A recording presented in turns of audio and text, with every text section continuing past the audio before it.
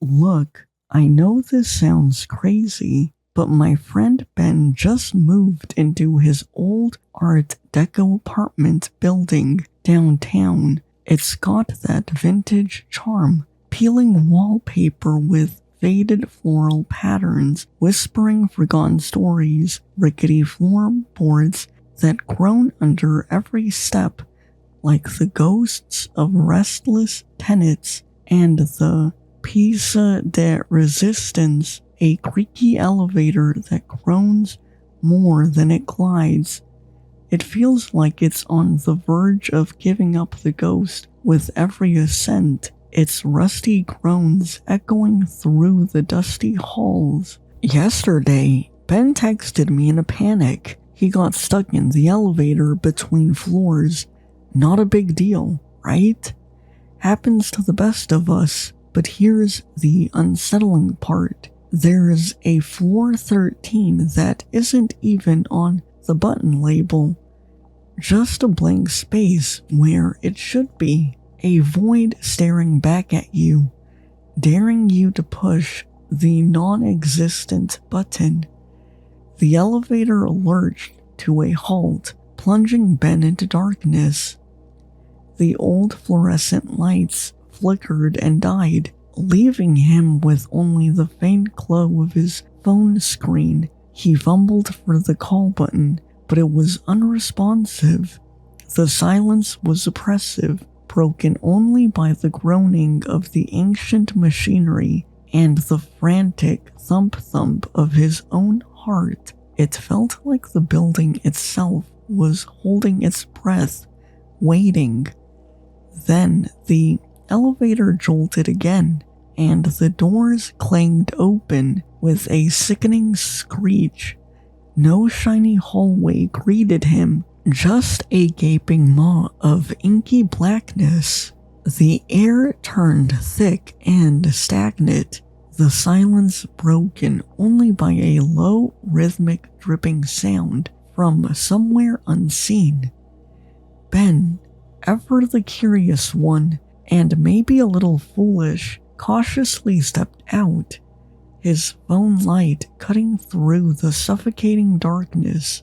The hallway stretched before him, an endless tunnel of peeling wallpaper and chipped linoleum, reeking of mildew and something else, something deeper, something primal. But the most unsettling detail was the faint, greenish glow emanating from somewhere down the corridor.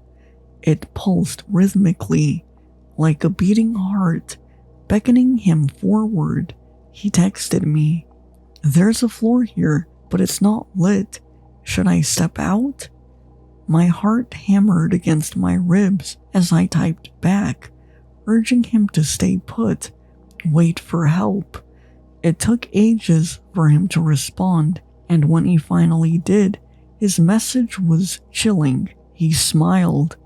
His eyes, no eyes, just black holes. Who smiled? I texted back, a cold dread creeping into my gut. The man on floor 13. He hasn't stopped talking about the smiling man ever since. It's like he's obsessed. He keeps muttering about black eyes and a never-ending smile. A smile that stretched from ear to ear, devoid of warmth, devoid of humanity. The playful, easygoing Ben I know seems to have vanished. I rushed over to his apartment, the silence in the hallway pressing in on me, the creaking floorboards groaning like tortured souls under my feet. Ben answered the door, but it wasn't Ben. His eyes, once bright and full of life, were vacant, his face an emotionless mask. He kept repeating the same phrase over and over in a monotone voice. The smiling man. He waits for you on floor 13. Panic clawed at my throat. I called the police, but when they arrived, they found nothing unusual. No hidden floor, No trace of anything amiss. They think Ben's stressed, overworked, maybe even hallucinating, but I know better. Ben's locked himself in his apartment, refusing to come out. He keeps drawing the same thing over and over on scraps of paper, a wide, toothy grin with empty black sockets for eyes, and sometimes late at night, I swear I hear a faint, rhythmic dripping sound coming from his apartment, a sound that chills me to the bone. I'm worried sick. Did something happen to him on floor 13? What if the smiling man got him somehow? And now the once familiar glint in Ben's eyes seemed replaced by a hollow darkness mirroring the black holes he described. Is Ben lost forever to the horrors of floor 13?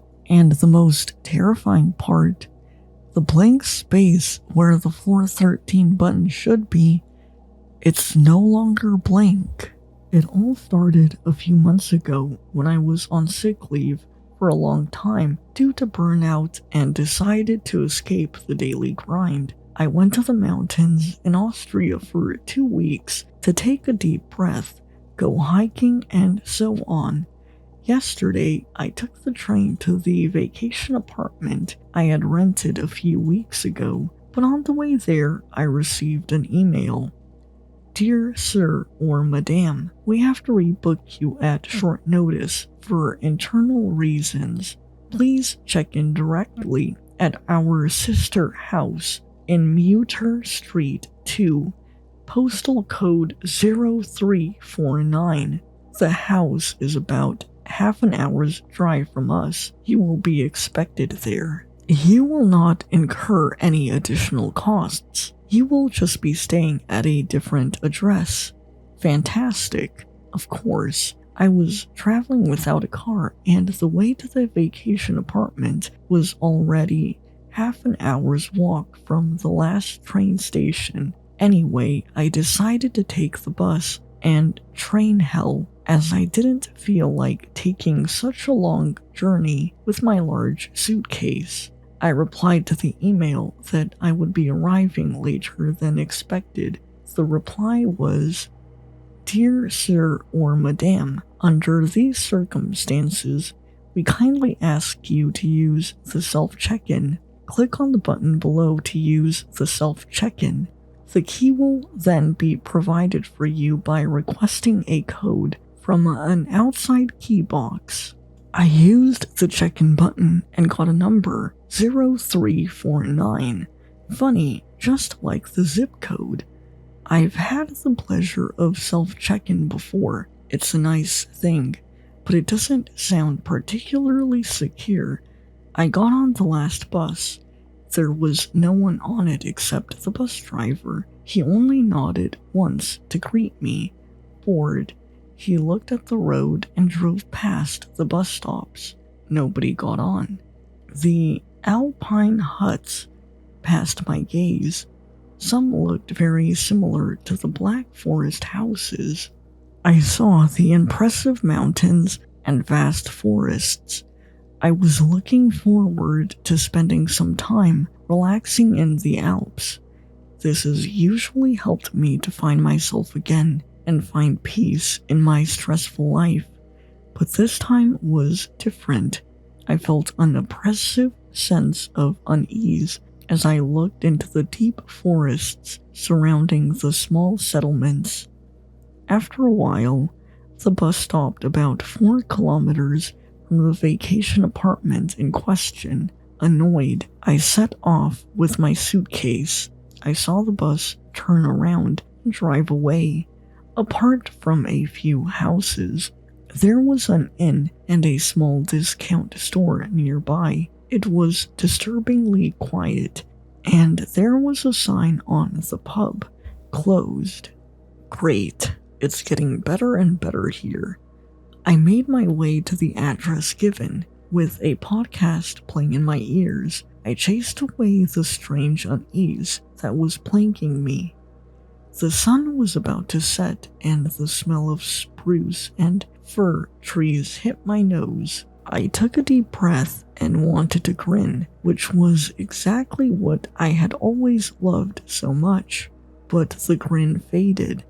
The rigid trees gave me an eerie impression. The feeling didn't get any better when I noticed that the path led away from the settlement, up a small road through the middle of the spruce forest. I walked faster and faster up the road, hoping to meet a car, a jogger, or a hiker.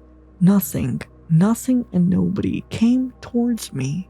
Fortunately, I soon reached the address, in Muter Street 2. I didn't see another house with the number 1. The house was a classic alpine house, a little outdated. The dark wood gave the building a strange aura, like an animal lying in wait for its prey in the forest. The small key box hung outside. I typed in the numbers 0349. The key felt out like a chewing gum machine. I opened the door. Inside, it looked very quaint and classic. There was no reception on the lower floor, just 2 locked doors.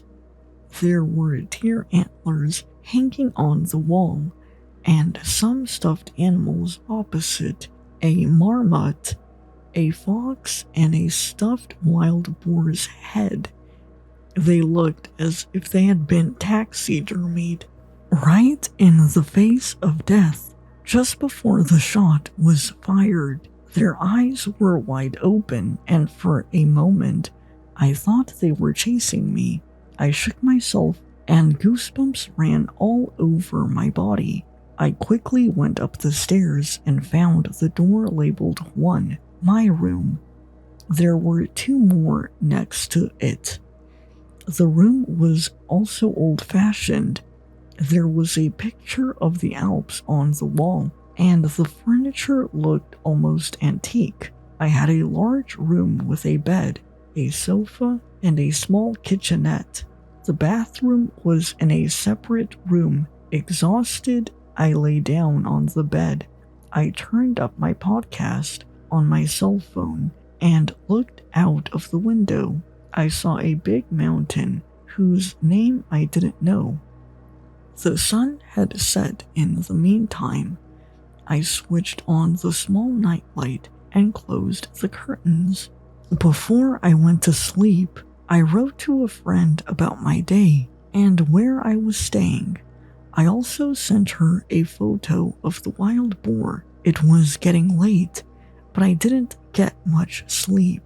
I woke up the next morning. My sleep was usually particularly long, especially when I was on vacation. I liked to lie in bed until 12 noon, but the short sleep hardly affected my mood. The only thing I couldn't get rid of was the oppressive feeling. Unfortunately, my cell phone battery was now empty, as podcasts were playing all night, and the phone wasn't charging. While it was on the power, I looked around the house to see if there was breakfast or another guest somewhere. The house was silent, and the downstairs doors were locked. I decided to go back to the estate first to get something to eat. I still had a sandwich from yesterday in my bag, so that would have to be enough for the 4-kilometer walk. 15% battery. Well, better than nothing. Just meant no podcasts. After about a kilometer, I noticed that there was no sound, no people, no birds, no wind blowing, no trees cracking. Nothing at all. It almost drove me mad. I kept snorting loudly and started clearing my throat so that I could at least hear something. My steps got faster and faster, and the goosebumps came over me again. I soon realized that I was running and was frightened of myself. I didn't know how long I had been doing this, and more importantly, why. Fortunately, the small settlement finally stretched out in front of me. The windows in the houses made everything seem dark, as if all the light had been sucked out of the rooms. It was unpleasantly quiet here, too. The discount store was almost in front of me, and something inside me was afraid that the store door wouldn't open. I was relieved. When the automatic door actually opened, I heard the sound of the door rubbing against the floor, and the mechanism kicked into action. Thank goodness. The sound almost brought tears of joy to my eyes. Even though I never found the atmosphere of a discount store particularly pleasant, I felt much more comfortable here. The bright light, the packed shelves, and then I noticed it. There it was again. No noise. The door closed, and there was nothing to hear. No radio, no advertising, no people. No birds, no wind blowing, no trees cracking, nothing at all. It almost drove me mad. I kept snorting loudly and started clearing my throat so that I could at least hear something.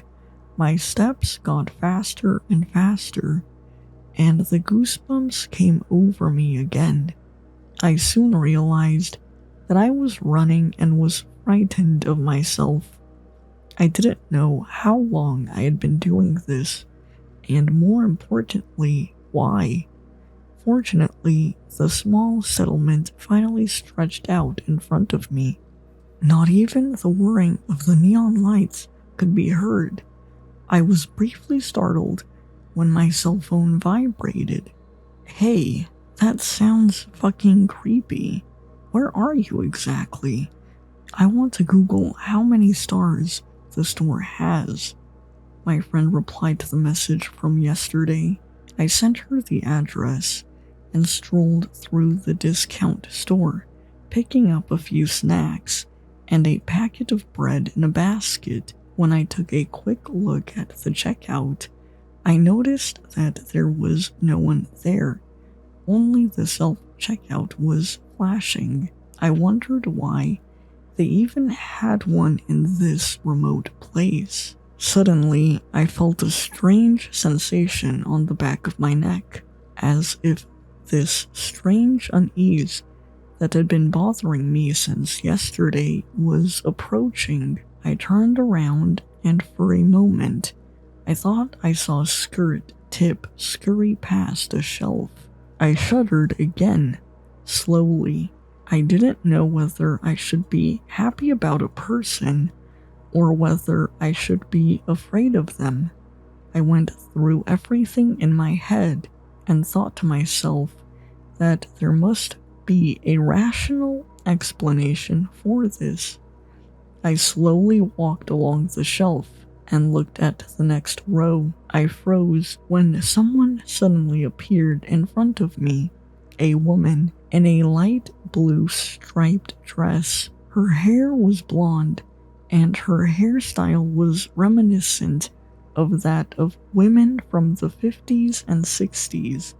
She was looking at the cereal shelf with her back to me. Rummaging around the shelf, I pretended to be looking for something, but in reality, I was looking over at the woman. She wasn't moving, not a bit. At the other end of the row of shelves was the frozen food section. The store was reflected in the metal decorations at the top, and suddenly I let out a sharp cry. A cereal box, which I had picked up out of stealth, fell to the floor. The woman looked at me through the reflection. She looked me straight in the eye. She smiled, but her eyes were wide open, so wide that the whites of her eyes were visible. She didn't blink. For a moment, I regained my composure and wanted to say something, But my voice failed me. I felt tears of fear streaming down my face. I turned back to her. Her expression didn't change. I put the basket to one side and left the discount store immediately. I breathed frantically and looked around. "Hello? Is anyone here?" I shouted. No answer. My cell phone buzzed. "Hey, did you make a mistake? Austria only has zip codes from 1 to 9. None of them start with 0, and I can't find the address you've given." Panic gripped me. I took one last look back at the discount store to see where the woman was. At first, I saw nothing, but then I looked again into the deep white of her wide open eyes. She was standing by a shelf, just far enough away that I could still see her. Her gaze followed me, and now her white teeth flashed. Fuck my suitcase. I immediately took my heels and ran through the estate. The main thing was to get out of here. Tears ran down my cheeks, and my heart pounded louder and louder. The settlement was now far behind me, and I followed a long road. Whenever I close my eyes, I see the woman's face in front of me. Her wide eyes stare at me. I'm still walking down the street, hoping to finally see a normal person. I've always loved kids and thought babysitting would be an easy way to earn some extra money while studying for my degree. When Miss Thompson called me out of the blue and asked if I could watch her two children, Lily and Max, for a few hours one evening, I didn't hesitate to say yes. She offered an incredible hourly rate and assured me that the kids were well behaved. The job seemed like a dream come true.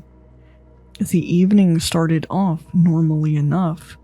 I arrived at the Thompsons' home, a large old house on the outskirts of town, and was greeted by Miss Thompson, a pleasant woman in her mid-40s. She introduced me to Lily, a sweet 5-year-old with curly blonde hair, and Max, a quiet 7-year-old who seemed a bit shy.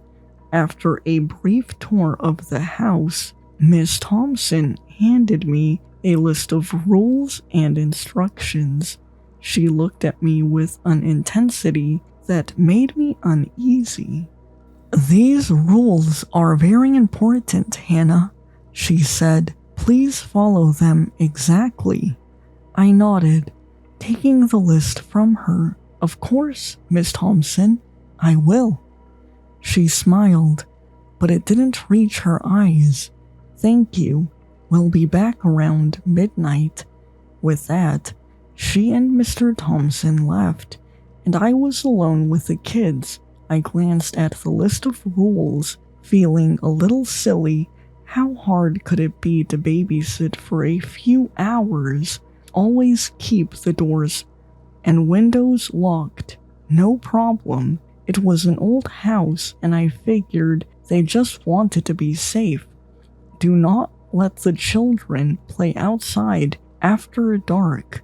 Fair enough. It was already evening, and the yard was surrounded by dense woods. Do not answer the phone unless it rings twice in quick succession. A bit odd, but okay. Bedtime is at 8 p.m., no exceptions. That seemed reasonable. If you hear whispering, ignore it. Do not investigate. That one made me pause. What kind of whispering? But I shrugged it off as overprotective parenting. If Lily starts singing, do not interrupt her. Wait until she finishes. Lily was humming to herself as she played with her dolls. it seemed harmless enough. If Max asks you about the shadows, distract him immediately. Creepy, but probably just a way to keep his overactive imagination in check. Under no circumstances should you go into the basement. That was fine with me. I hated basements. I put the light aside and joined the kids in the living room. They were watching a cartoon, and everything seemed perfectly normal. After a while, I made them dinner and helped them get ready for bed. As the clock struck 8, I tucked them in, read them a story, and turned off the lights. "Good night, Hannah," Lily whispered, her voice soft and sweet. "Good night, Lily. Good night, Max," I replied, closing the door gently behind me. I went back downstairs and settled onto the couch with a book. The house was quiet. The only sound, the ticking of the grandfather clock in the hallway. It was peaceful, almost too peaceful. Around 9 o'clock, the phone rang once, then twice, in quick succession. Remembering the rule, I picked it up. "Hello?" "Hannah, it's Miss Thompson. How are things going?" "Everything's fine," I replied, glancing around the room. "The kids are asleep and everything's quiet." "Good," she said, sounding relieved. "Remember to follow the rules, and everything will be fine." "Of course," I said, trying to sound confident. After we hung up, I went back to my book, but my mind kept drifting to the list of rules. What did they mean by whispering? And why couldn't Max talk about shadows? Suddenly, I heard a faint sound coming from upstairs. It was like a soft, rhythmic chanting. My heart skipped a beat as I realized it was Lily singing. Remembering the rule, I stayed where I was, listening to her song. It was a haunting melody, and it sent chills down my spine. She sang for what felt like an eternity before finally falling silent. I took a deep breath, trying to calm my nerves. This was ridiculous. It was just a song. But the house felt different now, like the air was thicker, heavier. A few minutes later, I heard another sound, this time from the hallway. It was a soft whispering noise, just barely audible. I strained to hear what it was saying, but I couldn't make out any words. My first instinct was to get up and check on the kids, but the rule echoed in my mind. If you hear whispering, ignore it. I stayed on the couch, my heart pounding. The whispering grew louder, more insistent. It felt like it was coming from right behind me, but I forced myself to stay put. After a few agonizing minutes, it stopped. The house was silent again, but the sense of unease lingered. Then I heard footsteps on the stairs. Slow, deliberate footsteps, coming down one step at a time. I turned toward the sound, my breath catching in my throat. Max appeared at the bottom of the stairs, his eyes wide and frightened. "Hannah," he whispered, "the shadows are moving." I remembered the rule and quickly stood up. "Hey, Max, do you want some hot chocolate? Let's go to the kitchen." He nodded, his eyes darting around the room as if he was afraid something might jump out at him. I took his hand and led him to the kitchen, trying to keep my voice light and cheerful. "Do you like marshmallows in your hot chocolate?" I asked, hoping to distract him. He nodded again, but his grip on my hand tightened. I made us both a cup of hot chocolate, and we sat at the kitchen table. Max kept glancing over his shoulder, his fear palpable. "Max, what did you see?" I asked gently, trying to keep my own fear at bay. "The shadows," he whispered. "They're watching us." A shiver ran down my spine. "It's okay, Max. You're safe here." He shook his head. "They're everywhere. They want to take us." I didn't know what to say. I tried to reassure him, but his fear was contagious. I decided it was best to put him back to bed and hoped he would fall asleep quickly. As we walked back up the stairs, I couldn't shake the feeling that we were being watched. I tucked Max back into bed and stayed with him until his eyes finally closed.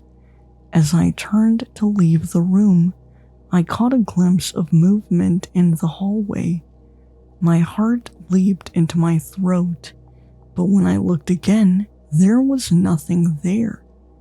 Back in the living room, I paced nervously, my mind racing. This job was turning out to be far more than I had bargained for. The rules, the whispering, the shadows. It all felt like something out of a nightmare. At around 11:30, the phone rang again, twice in quick succession. I answered it with a trembling hand. Hannah, it's Miss Thompson. Is everything okay? I'm not sure, I admitted. Max was talking about shadows, and there's been strange noises. Just follow the rules, Hannah. She said firmly. We'll be home soon. She hung up before I could say anything else.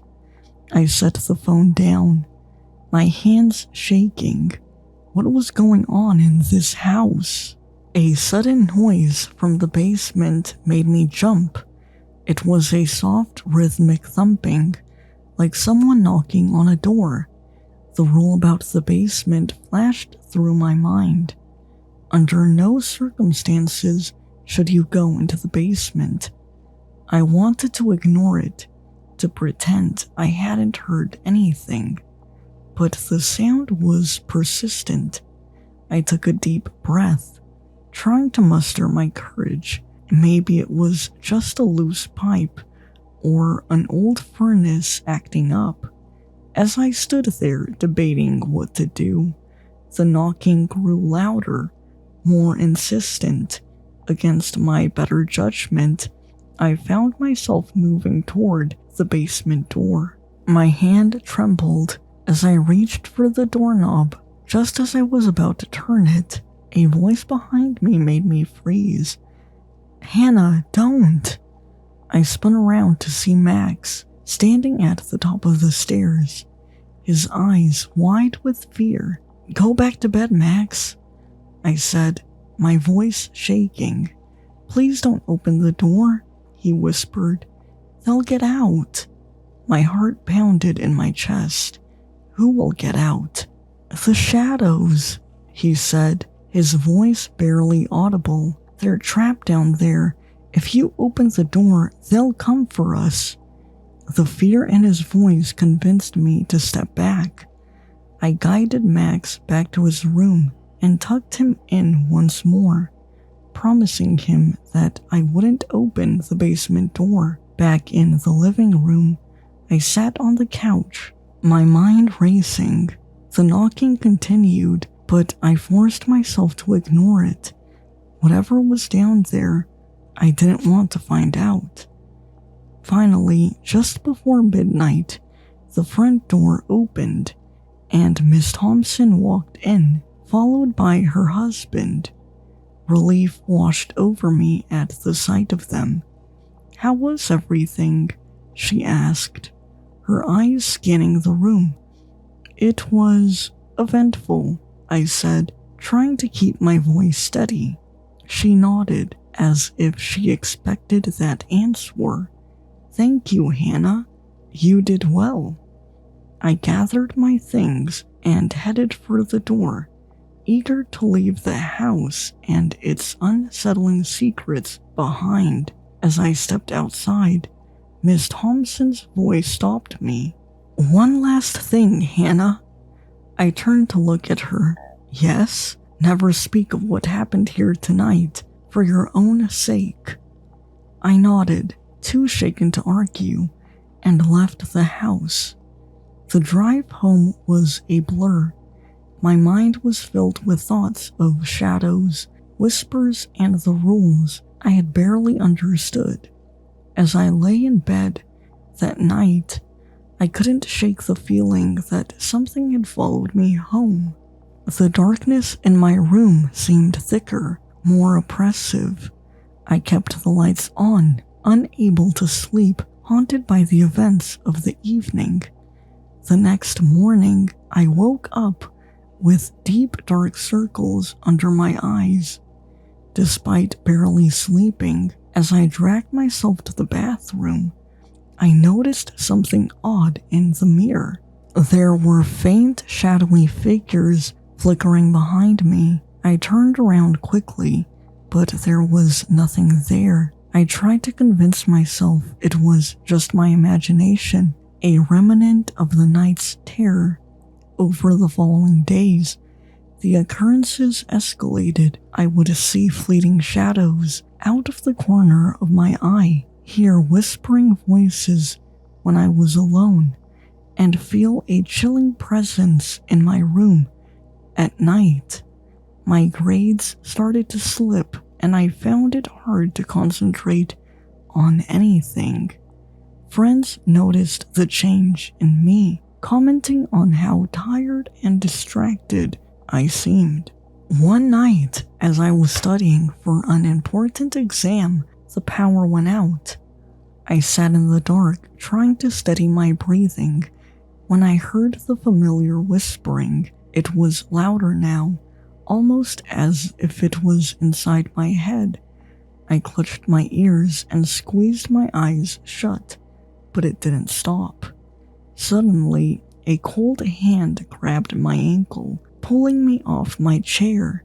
I screamed and kicked, but there was nothing to fight against. The whispers turned into menacing growls, and the shadowy figures closed in around me. Just as quickly as it started, the power came back on, and the shadows vanished.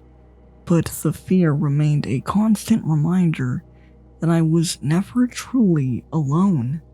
I knew then that the shadows had followed me home, and they were here to stay. No matter where I went, I could feel their presence lurking in the corners, watching and waiting.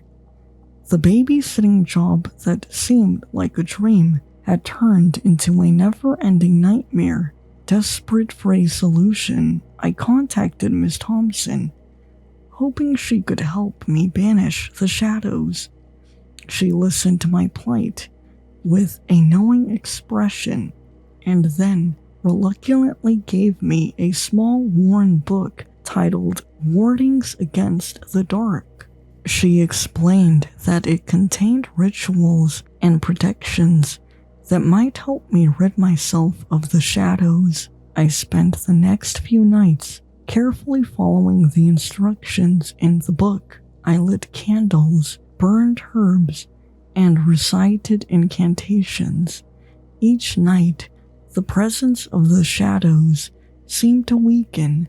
On the third night, after completing the final ritual, I felt an overwhelming sense of relief as the shadows dissipated, leaving my room feeling lighter and more peaceful. Although the immediate threat was gone, the experience had left a permanent mark on me. I no longer took safety for granted and always followed the rules Miss Thompson had given me. Even in my own home, I never took another babysitting job, and the memory of that night stayed with me, a constant reminder of the things that lurk in the shadows, waiting for an opportunity to strike. The true horror had just begun, and it was far from over, but at least, for now, I had found a way to keep the darkness at bay. It was late one October night. When I was driving home from work, I was about to pull into my driveway when my neighbor flagged me down. I got out of my car, and he told me about the incident. All of the bodies in the cemetery were dug up. It was the largest cemetery in town, and the bodies had completely disappeared. There had to be about 300 bodies in that cemetery, and I had thought my neighbor was insane when he told me, but I could tell it was true just by the fear and confusion in his eyes. That night, I drove to the cemetery to find out what happened myself.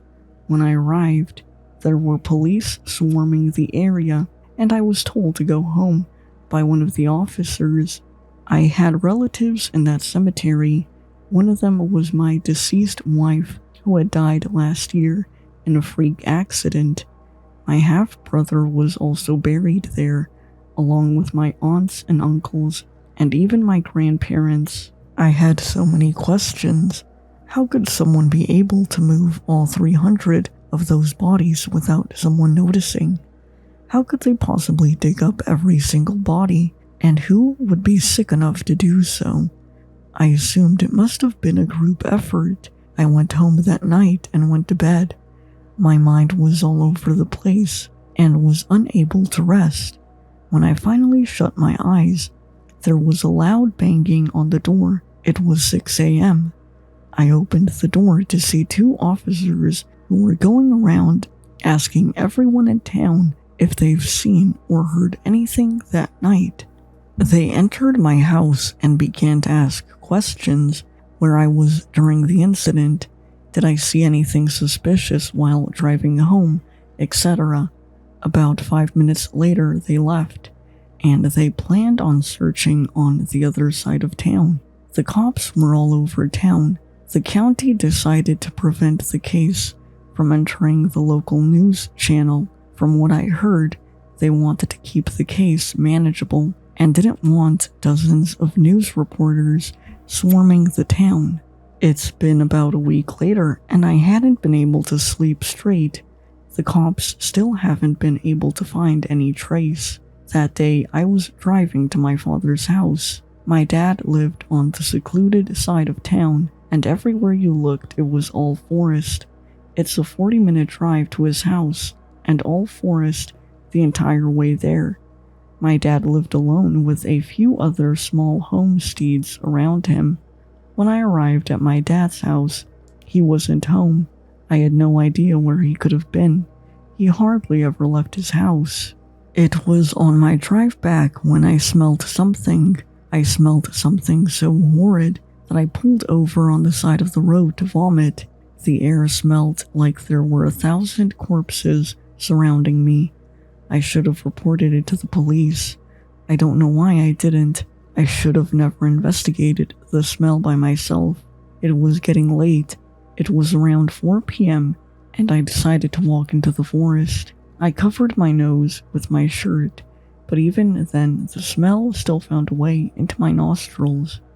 As I kept walking deeper into the dense forest, I saw an increasing amount of owls. There were owls everywhere. It felt like every tree branch had an owl perched on it. I then saw in the distance an abandoned house. The house was black and covered with ash. It looked to have burned down about a few decades ago and was covered in vines and brush. But the most unsettling feature was the amount of owls.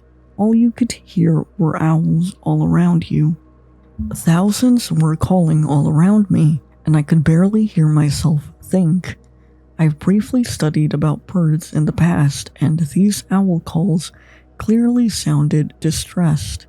It felt like they were warning me, trying to keep me away from that house, and that smell was 100% coming from that house. It was so bad, I felt like I was going to pass out. The doorway was just a gaping hole, and my eyes began to water from the horrid smell. The walls and floors were entirely burnt and rotten. My ears began to ring from the owl noises. I followed the smell to the point where I puked even more all over myself this time. In the corner of one of the rooms, I saw a doorway. The stairs led down.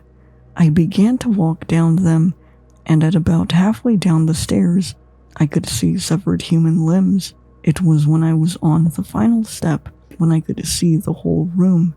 Piles of corpses, and there was a figure in the middle of the mess, in a fetal position. It was rocking back and forth, humming to itself. It was skinny, so skinny, the spine was exposed. I literally mean the bone was sticking out of the thing. I turned around and made a run for it, my footsteps pounding on the stairs. I was about halfway to the top when I heard the thing sprinting up the stairs behind me. By the time I made it to the top of the stairs, the thing was inches behind me. I was about to make it out the front door when my foot fell through one of the floorboards. I then felt the talons claw into my stomach and drag me back down the basement stairs. I opened my eyes and I saw it. It looked just like an owl. The head, the eyes, the way it moved its neck. It slashed my throat with its talons, then threw me into the pile of corpses. I don't know how I'm still alive. I've lost a lot of blood, and worst of all, I don't know when that thing will come back. If anyone is reading this, I'm probably dead. I'm probably going to rot here with the rest of the 300 dead bodies. It started with a photograph. My friend Sarah texted me one evening asking if I had a twin.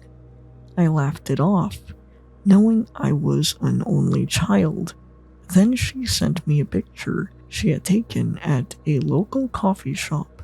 My smile faded. The man in the photo looked exactly like me. Same haircut, same build, even the same taste in clothes. He was sitting at a table, reading a book, completely unaware that his picture was being taken. I felt a chill run down my spine. Doppelgangers were supposed to be a myth, right? A creepy coincidence. I told Sarah it was just a look-alike, but I couldn't shake the unease. A few days later, my girlfriend Lily mentioned seeing me at a bar downtown. I hadn't been to that bar in months. She insisted it was me though, even describing the jacket I had worn to work that day. The jacket that was currently hanging in my closet. I laughed it off, but now I was starting to feel paranoid. Things got worse. I started receiving texts from friends and colleagues, all saying they had seen me in places I hadn't been, shopping malls, parks, even at work functions I hadn't attended. Each time, the stories were the same. I was friendly, chatty, and completely myself. Except it wasn't me. One evening, I decided to find him, my double. I started frequenting the places where he had been spotted, hoping to catch a glimpse. Days turned into weeks, with no luck. I began to question my sanity. Maybe it was just a series of strange coincidences. Maybe I was overreacting. Then, one night, I came home to find the lights on. I distinctly remembered turning them off before leaving. My heart pounded as I crept inside, fearing an intruder. But the apartment was empty. Nothing out of place except for one thing, a note on the kitchen counter. Stop looking for me. I felt a surge of anger. Who was this person, and why was he messing with my life? I tore the note to shreds, determined not to be intimidated, but the fear lingered. Someone who looked exactly like me had been in my home. Someone who knew I was looking for him. The next day at work, my boss called me into her office. She looked concerned, asking if everything was okay. Apparently, I had missed an important meeting the previous day. I hadn't. I was there taking notes, participating. I even remembered the discussions we had, but she insisted I wasn't. That night, I set up a camera in my living room, hoping to catch my doppelganger in the act. I barely slept, jumping at every noise, every creak of the floorboards. In the morning, I checked the footage. It showed me walking into the apartment, looking around, and then leaving again. Except I hadn't come home until much later. My doppelganger was real, and he was living my life. I started to lose track of what was real and what wasn't. Friends would ask about conversations I didn't remember having, places I didn't remember going. I began to isolate myself, fearing that I was losing my grip on reality. One evening, while staring at my reflection in the bathroom mirror, I noticed something, a small scar above my eyebrow. I had gotten it in a bike accident when I was 12. I realized that if this imposter looked exactly like me, he must have that scar too.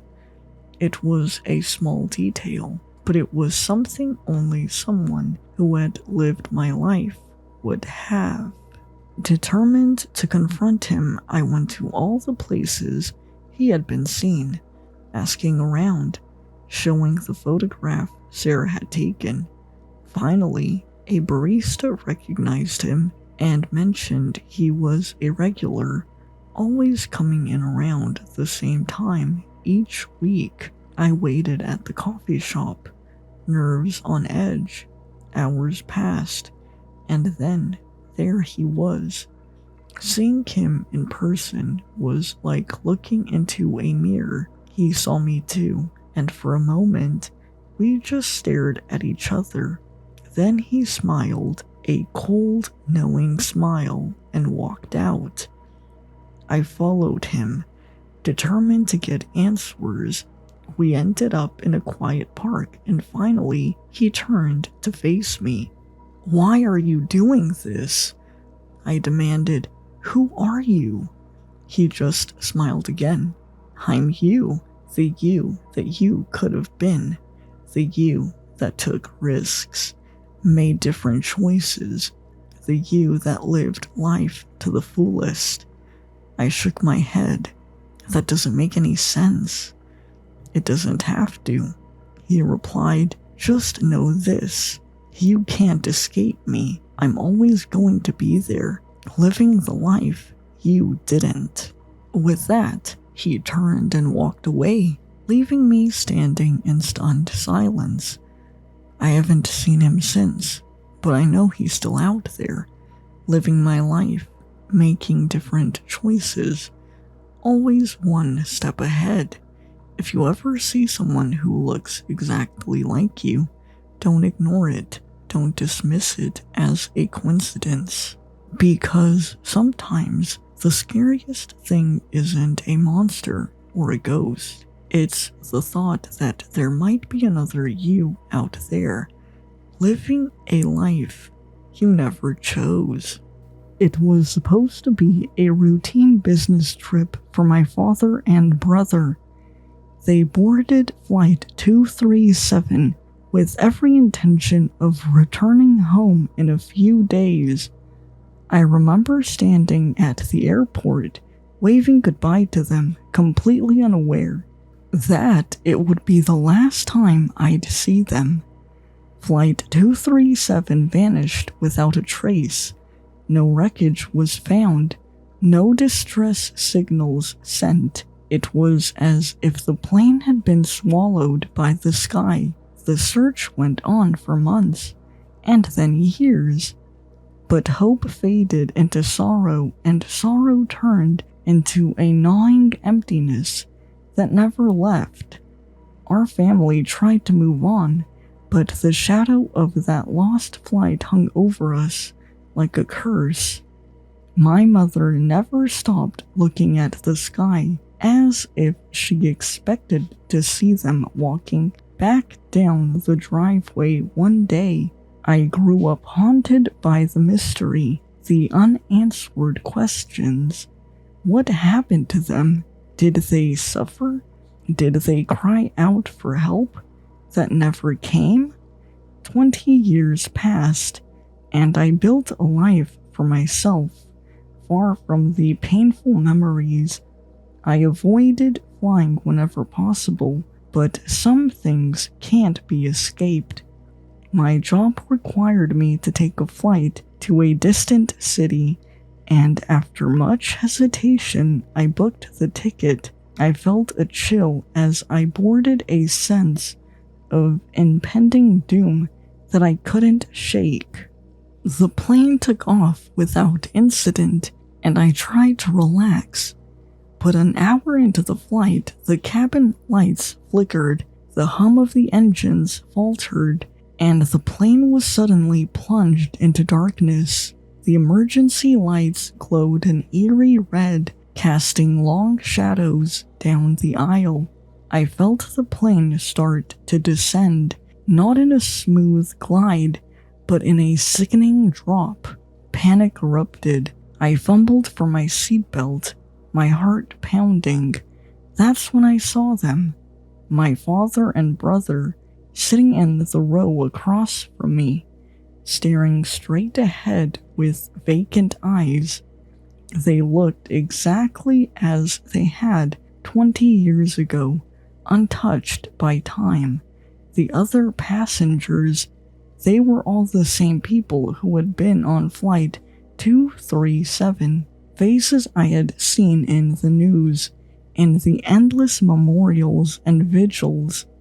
They were all here with me on this doomed flight. I blinked, trying to dispel the vision, but it remained. The air grew colder, and I could see my breath misting in front of me. I tried to call out to them, but my voice was swallowed by the oppressive silence. My father turned his head slowly, his eyes locking onto mine. They were empty, hollow, like windows into an endless void. My brother's hand reached out, skeletal and trembling. "Why didn't you save us?" His voice was a whisper, barely audible over the growing roar of the wind outside. I couldn't," I stammered, tears streaming down my face. I didn't know how. The plane continued its uncontrolled descent. The other passengers began to move, their motions jerky and unnatural, like puppets on strings. They all turned to face me, their eyes accusing, mouths opening in silent screams. I was paralyzed with terror, unable to move, unable to look away. The temperature dropped further, frost creeping up the windows. The red emergency lights flickered again, casting grotesque shadows that twisted and writhed like living things.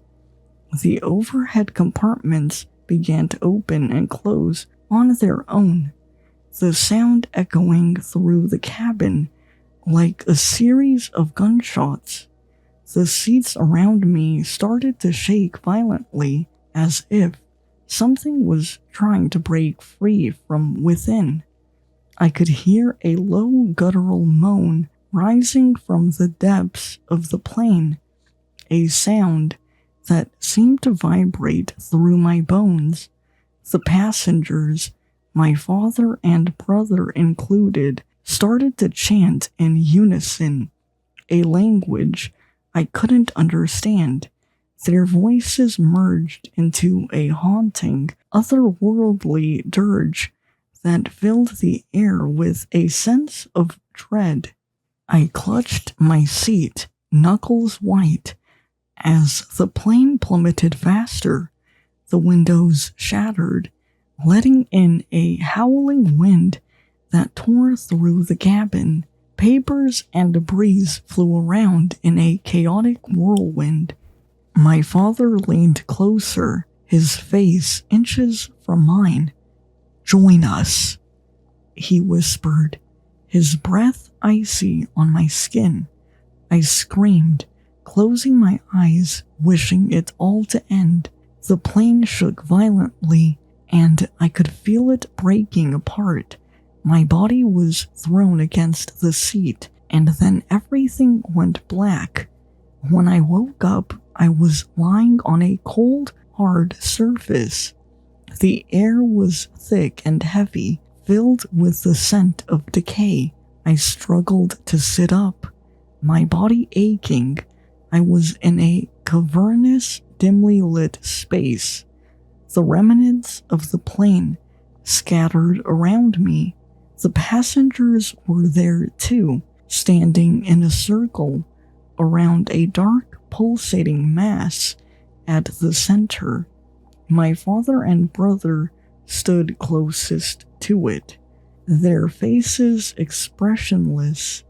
The mass seemed to breathe, expanding and contracting rhythmically, emitting a faint, eerie glow.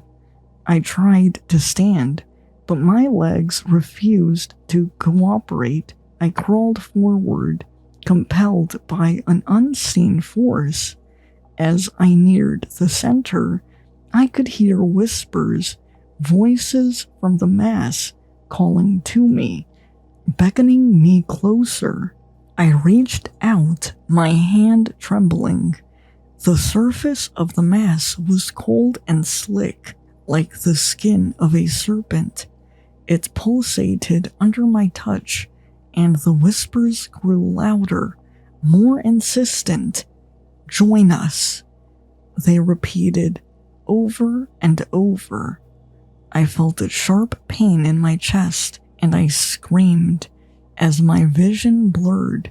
The last thing I saw was my father and brother, their eyes now glowing with an unnatural light, their mouths twisted into grotesque smiles. I don't know how long I was unconscious. When I came to, I was back in my seat on the plane. The cabin was silent, the lights dim.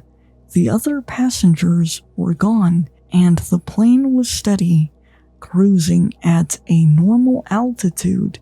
I looked around, my heart racing. Was it all a dream? A hallucination? But then I saw it.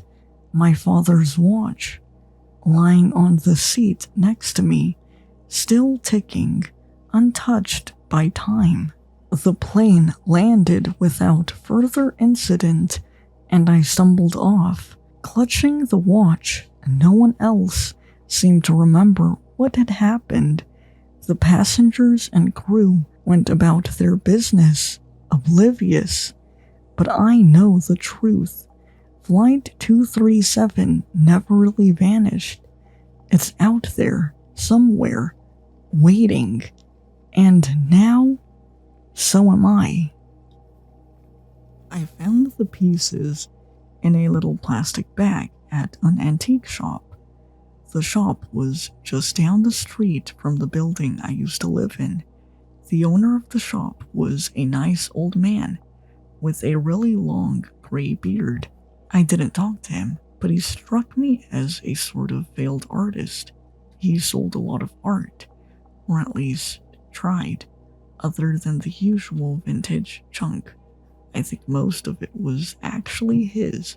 I was actually looking for a bedside lamp to help me on my night reads, but as it always happens, when you look for something in these places, you end up with something entirely different. I had just moved into my apartment, and I was so broke that even IKEA products felt like a luxury. The shop had a couple of nice lamps, but none looked like what I was looking for. It took me very little to understand the place didn't have anything that interested me, so before heading out, I looked around a little. I wasn't in a rush anyway, and the place was somewhat cozy. A painting caught my attention. It was kind of an abstract vase of flowers. I thought it would fit very nicely in the living room with all of my fake plants. But as I was looking at it and figuring out on what wall it would go on, in the corner of my eye I saw something move on the other side of the shop. I thought it'd be the owner, but it wasn't him, as he was dusting some stuff on a bookshelf by my side. It was a little plastic bag. It sat on a shelf with some old plates. Even in this mess of a shop, it felt out of place. When I sat eyes on it, looked like it moved again. Just a slight movement, like it had roaches inside it, scurrying around the pieces. I moved closer to inspect it. Reflecting on it now as I write this, it's weird how nothing seemed weird to me at the moment. I guess it was having an effect on me even before I started assembling it. There was no box, no image to go off of, and the pieces inside all looked the same. Every single piece of the puzzle was a dark color, and I could barely recognize any part of a drawing. As I picked up the bag, I noticed something else, just slightly wrong. Its weight was just a little off from what I expected, just a little heavier than it should be. I never believed in anything supernatural, or in any religion, or luck, or karma, and maybe that's why I was so drawn to this little puzzle. From the first moment I saw it, I knew this thing was simply put, cursed. I knew it was something that could potentially hurt me in some way, and for as much as I'm writing this to complain about what's been happening to me, I know this is my fault. Even though I felt it had some power over me, from the first moment I came across it, it wasn't that strong to force me to take it. The reason I took it was because I knew it would make me feel something, even if it would end up badly for me. I bought the painting and the puzzle and went home. Anaya, my cat, greeted me, and I noticed she was very curious about what I brought home.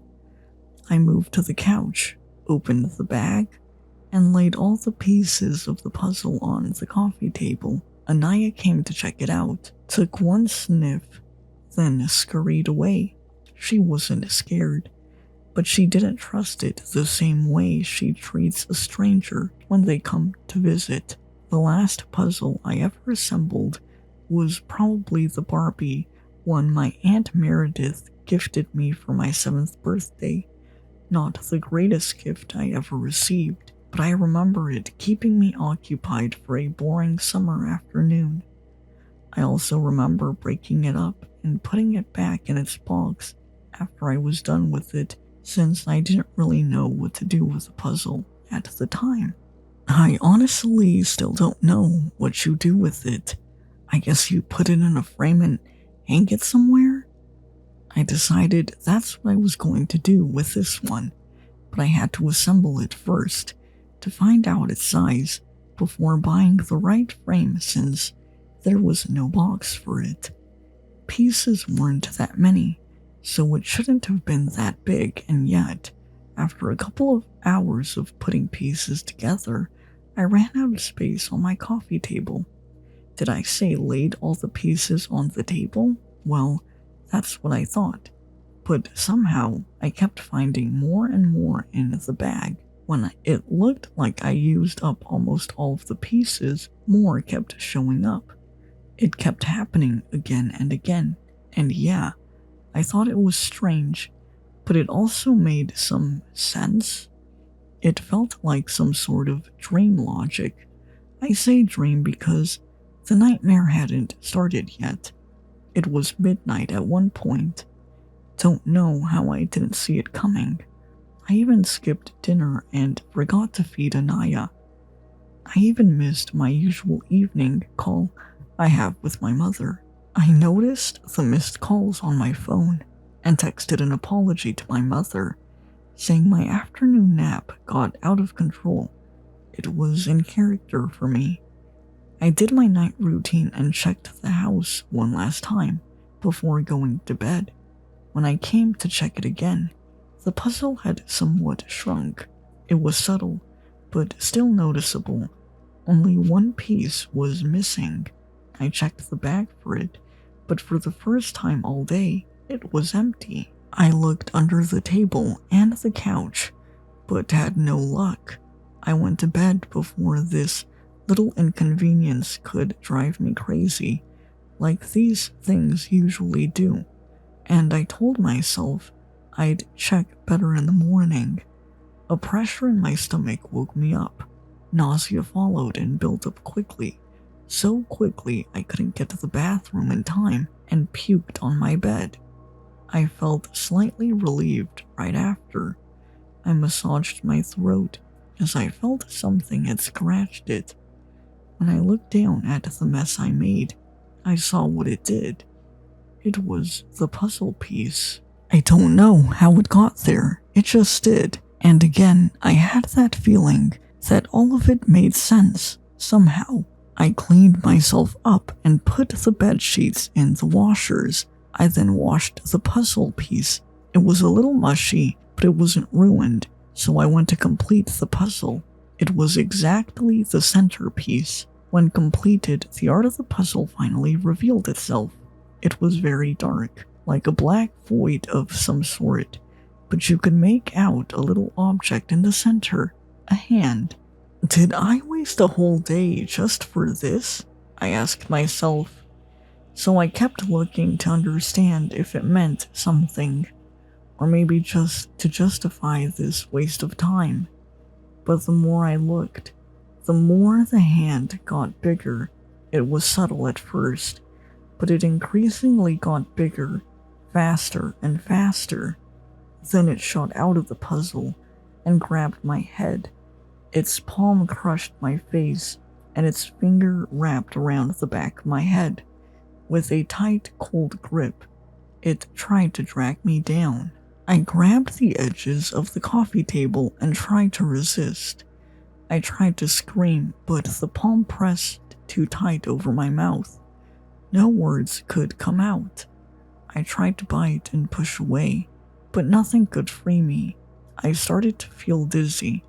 My head pulsed while I strained my neck to prevent myself from being dragged away. My skull felt like it was about to crush under the pressure of the hand, gripping my head tighter and tighter. I couldn't take it anymore.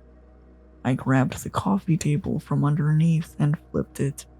The hand flipped with it too, but never let go of my head. It threw me to the other side of the room, and I blacked out. The morning sun helped me come to my senses. I stood up and walked up to the coffee table. I put it back in its place and started picking up the pieces of the puzzle. My intentions at first were to throw it all away, but with each piece I picked up a feeling slowly creeped up inside me, a fear. So here I am, just a few moments later after I finished assembling the puzzle once again. This time, it was a normal puzzle. It took a normal amount of time to assemble, and no pieces kept showing up from thin air or in my stomach, but my fear has been confirmed. There's nothing inside it. Whatever it was, it got out.